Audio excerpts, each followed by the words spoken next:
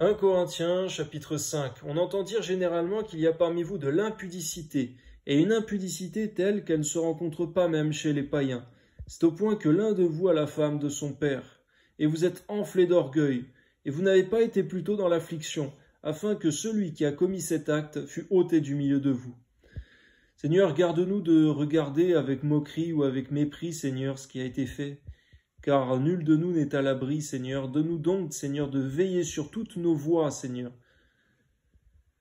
Que toutes nos voies devant toi soient bien réglées, Seigneur, autant celles qui sont évidentes aux yeux de tous, aussi bien celles qui sont secrètes, Seigneur mon Dieu. Donne-nous, Seigneur, d'être purs à tes yeux, Seigneur mon Dieu, et devant tous, afin d'être de bons témoignages, Seigneur, et de ne pas perdre la course. En Christ, Amen.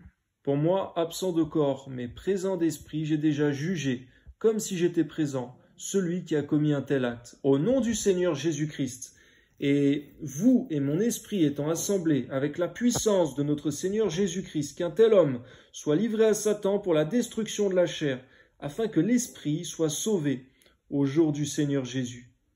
C'est bien à tort que vous vous glorifiez. Ne savez-vous pas qu'un peu de levain fait lever toute la pâte?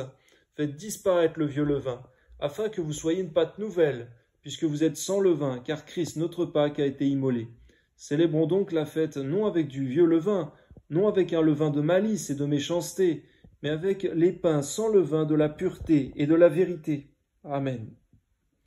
Je vous ai écrit dans ma lettre de ne pas avoir des relations avec les impudiques, non pas d'une manière absolue, avec les impudiques de ce monde, ou avec les cupides et les ravisseurs, ou avec les idolâtres.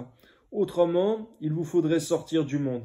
Maintenant, ce que je vous ai écrit, c'est de ne pas avoir des relations avec quelqu'un qui, se nommant frère, est impudique, ou cupide, ou idolâtre, ou outrageux, ou ivrogne, ou ravisseur, de ne pas même manger avec un tel homme.